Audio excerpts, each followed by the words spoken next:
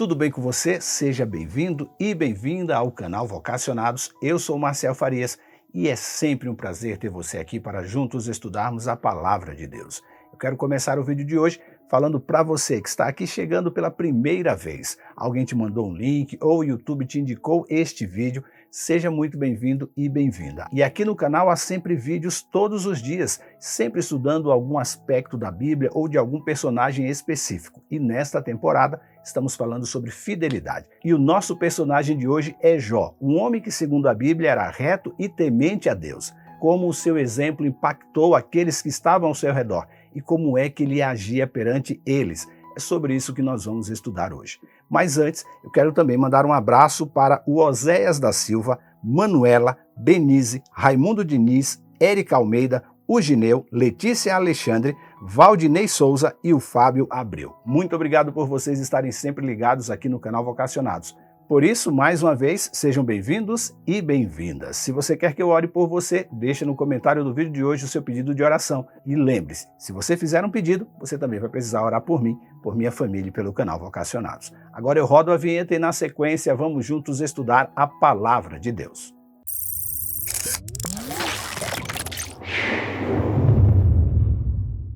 Diz a Bíblia, havia um homem chamado Jó que vivia na terra de Uz. Ele era íntegro e correto, temia a Deus e se desviava do mal. Jó capítulo 1, versículo 1.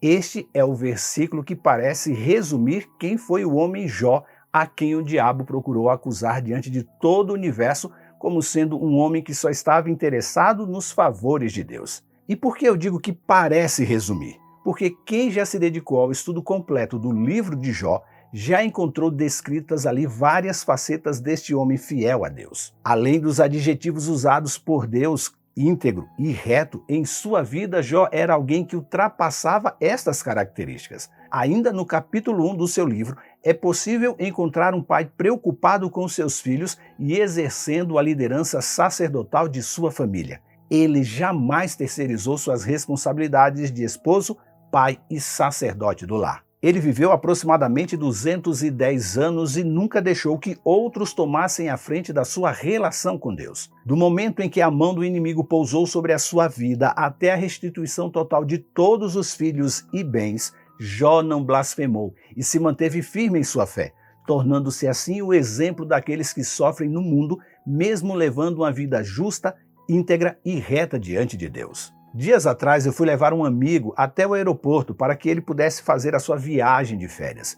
E ele não poderia ter escolhido uma cidade melhor para descansar do que a bela e quente Maceió. Sua mãe mora lá e nós nos conhecemos quando ainda morávamos no pedacinho do que parece que vai ser o céu aqui na terra, que é a cidade de Maceió. Naquele dia eu lembro que o trânsito estava terrível e aproveitamos ali para ficar falando do que mais gostamos, que é sobre Deus, sobre rabinos que escrevem maravilhosamente bem sobre os ensinamentos de Deus, de livros e da Bíblia. E no percurso que durou quase 2 horas da casa dele até o aeroporto, colocamos a nossa conversa em dia e em determinado momento chegamos ao personagem Jó. Esse meu amigo é um excelente artista plástico, é ilustrador, é cartunista, é retratista e já tem alguns anos que ele se debruça em um livro em quadrinhos que vai retratar todo o livro de Jó. E a pergunta que acabamos fazendo um ao outro ali na nossa conversa é a mesma que muitos se fazem.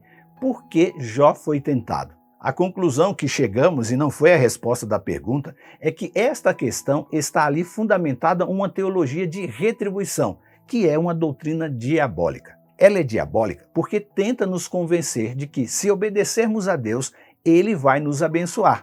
Se formos crentes bonzinhos, Deus também será bonzinho conosco. Se não violarmos nenhum dos mandamentos de Deus, teremos bênçãos sem medidas. Esse é um ensinamento diabólico. Pegue a sua Bíblia e abra no primeiro capítulo do livro de Jó e vamos ler juntos a partir do versículo 9. E atente para a resposta do diabo.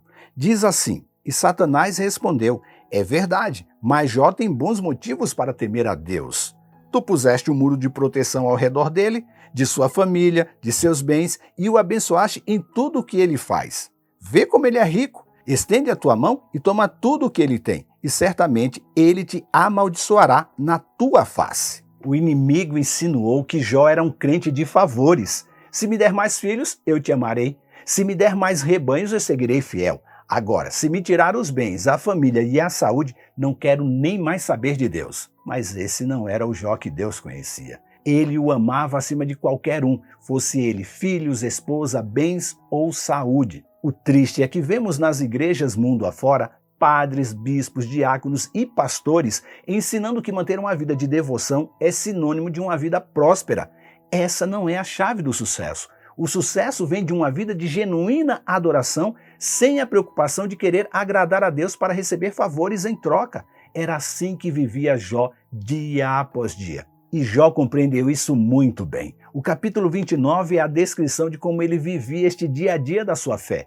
E o segredo de uma vida íntegra, justa e reta está nos versículos 2 e 3, onde Jó deixa claro o segredo da sua vida para quem deseja repetir esta fórmula de sucesso também na sua vida.